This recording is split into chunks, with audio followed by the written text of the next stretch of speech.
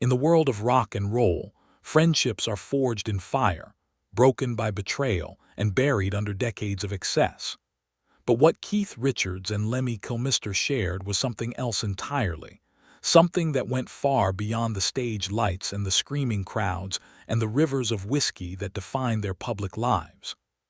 For 30 years, from the mid-1980s until the day Lemmy drew his final breath on December 28, 2015, these two men kept a private ritual that nobody in the music industry knew about.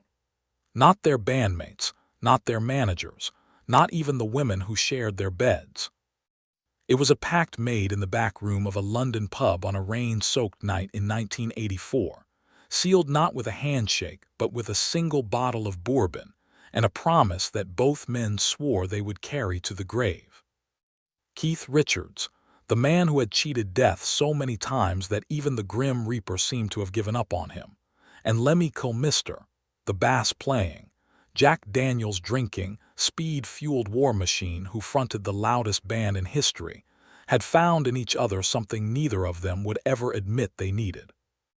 And when Lemmy died just 4 days after his 70th birthday, it was not the thousands of fans mourning outside the Rainbow Bar and Grill on Sunset Boulevard who revealed the truth about their bond.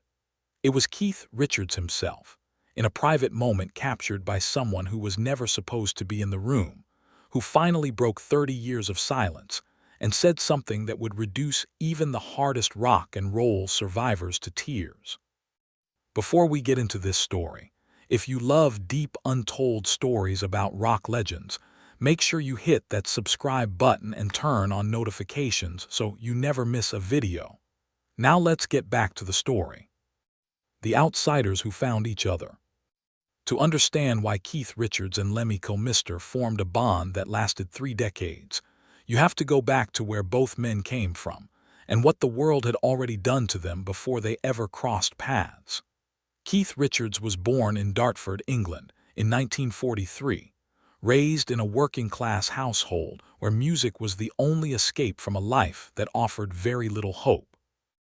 By the time he picked up a guitar as a teenager, he had already learned the most important lesson of his life, that the world does not give you anything for free, and that the only way to survive is to take what you need and never apologize for it. Lemmy, born Ian Fraser Kilmister on Christmas Eve 1945 in Stoke-on-Trent, learned that same lesson even earlier. His father walked out on the family before Lemmy could even form a memory of his face, leaving behind nothing but a last name, and a hole that Lemmy would spend the rest of his life trying to fill with noise, speed, whiskey, and women. Both men grew up knowing what it felt like to be abandoned, to be told they were not good enough, and to be written off by a society that had no use for them. And both men responded the same way, by becoming so loud, so defiant, and so absolutely impossible to ignore that the world had no choice but to pay attention. Keith channeled his rage into the dirtiest, rawest guitar sound anyone had ever heard, a sound that would make the Rolling Stones the most dangerous band on the planet. Lemmy channeled his into a restless hunger that drove him from one end of England to the other, playing in bands nobody remembers, sleeping on floors, stealing food, and slowly building the constitution of a man who would one day survive things that would kill ordinary human beings 3 times over. Their paths first crossed in the late 1960s, when the London music scene was a small, incestuous world where everybody knew everybody. Lemmy was working as a roadie for Jimi Hendrix at the time, carrying amplifiers, tuning guitars, and occasionally supplying the legendary guitarist with the psychedelic substances that fueled his otherworldly performances. Keith Richards was already a Rolling Stone, already famous, already deep into the heroin habit that would nearly destroy him over the next 2 decades.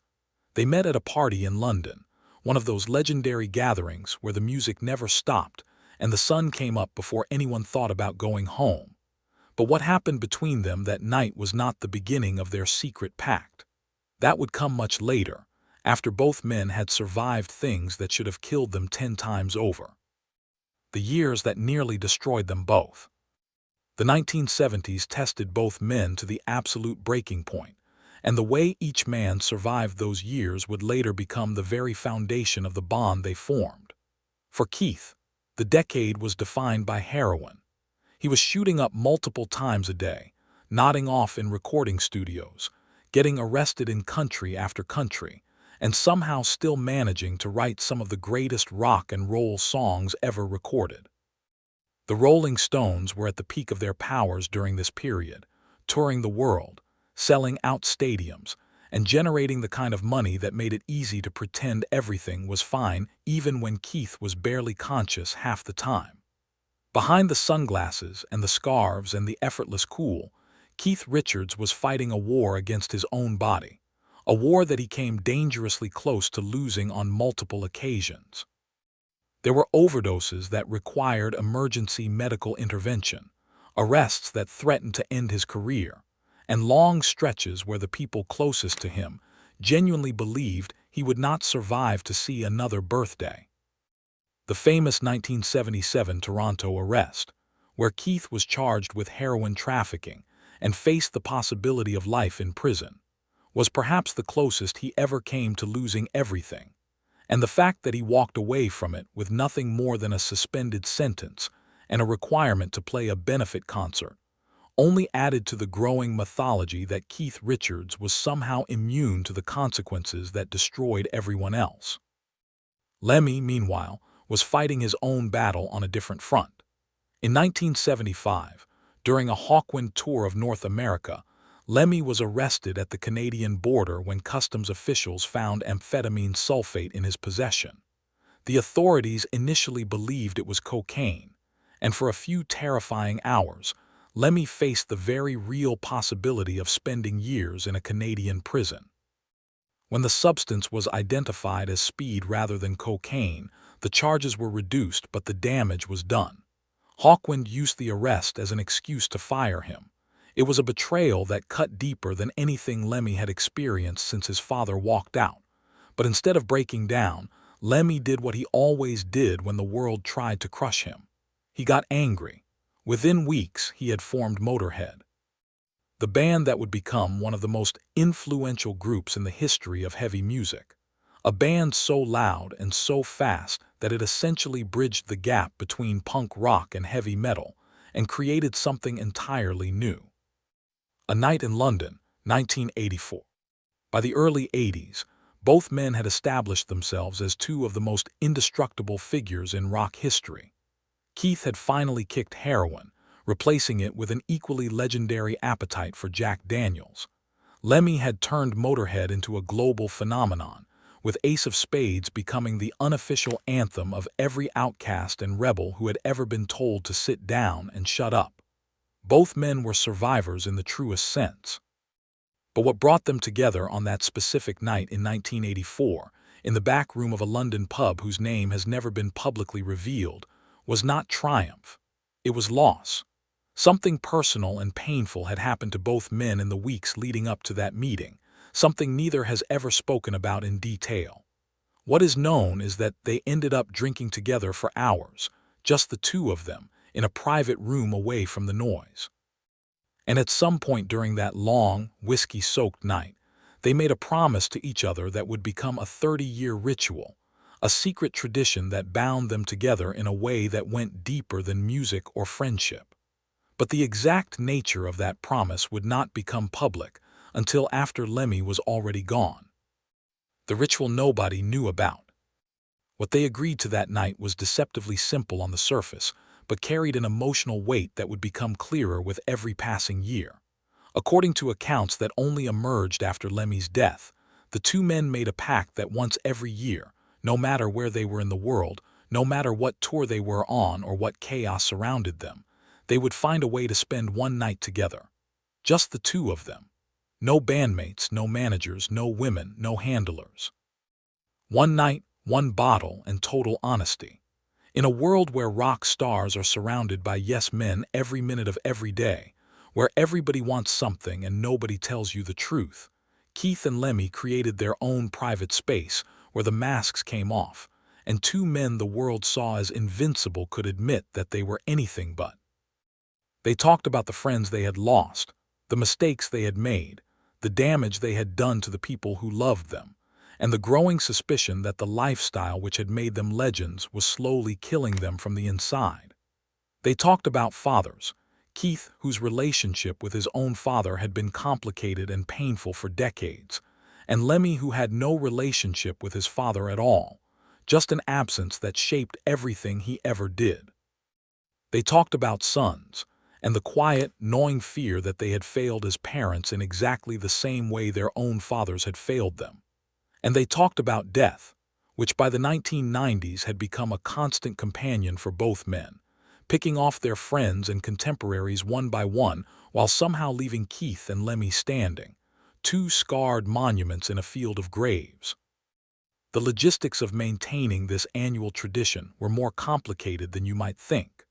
The Rolling Stones and Motorhead were both touring constantly, crisscrossing the globe on schedules planned months in advance.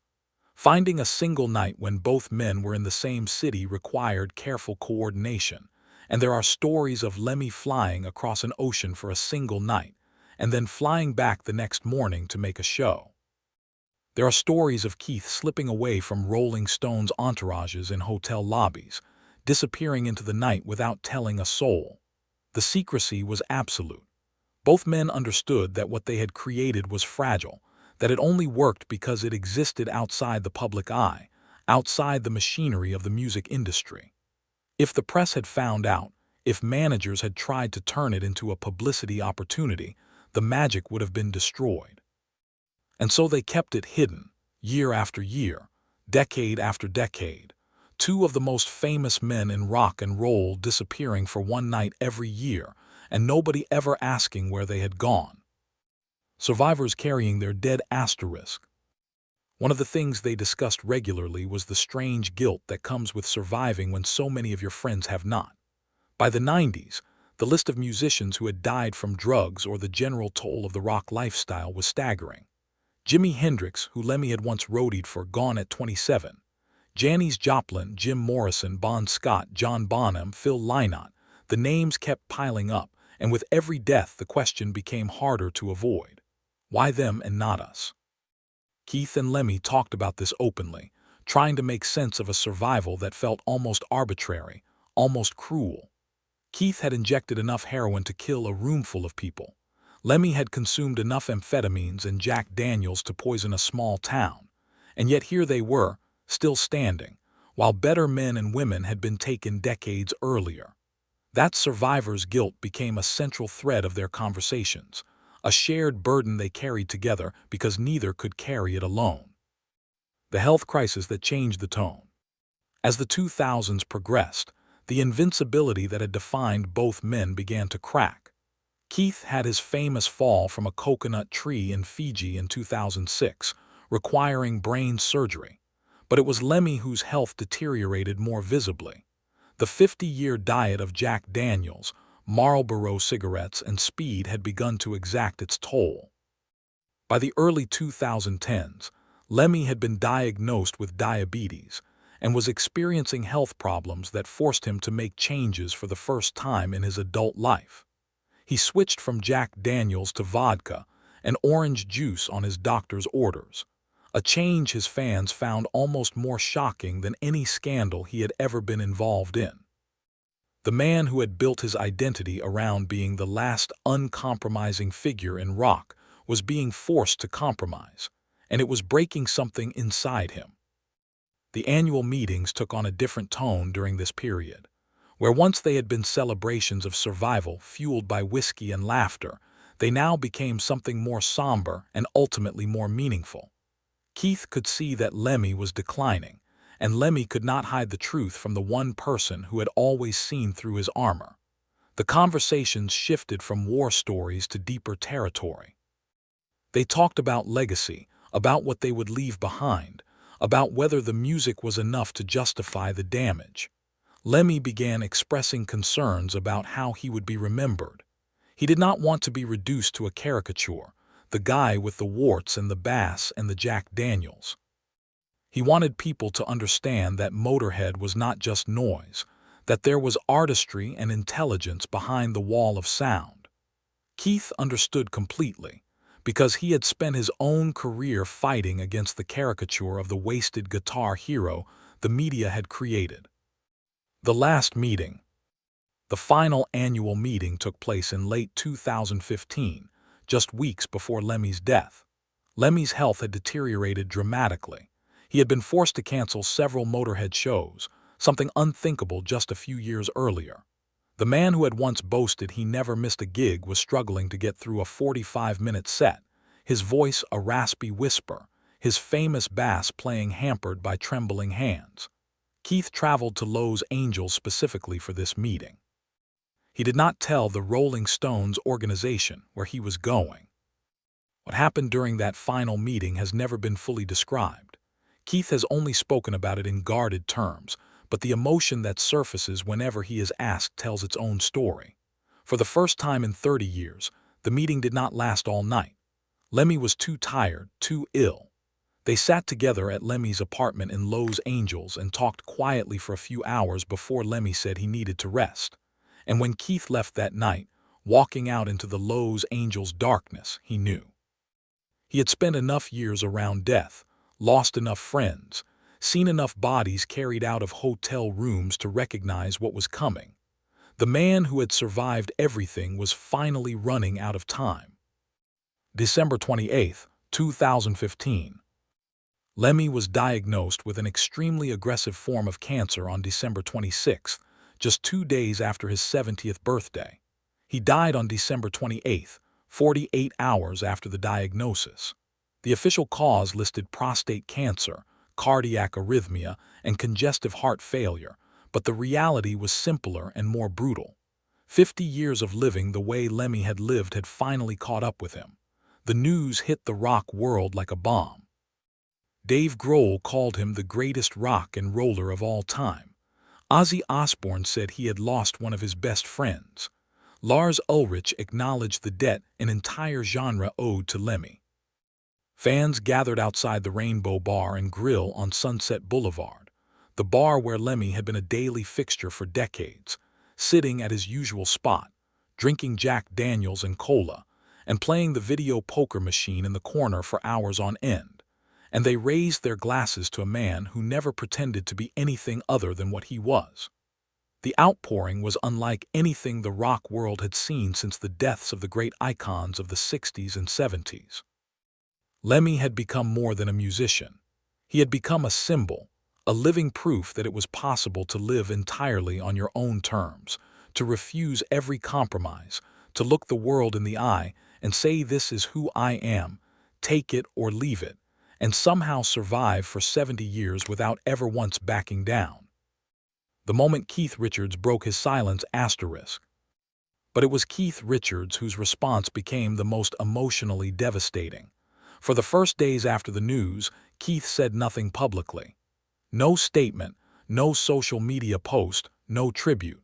The silence was deafening. What was actually happening was something far more private and painful than any public tribute could convey. According to an account that surfaced months later, Keith spent the first night after hearing the news alone in a room at his Connecticut home, with a bottle of bourbon and a photograph nobody outside his family had ever seen.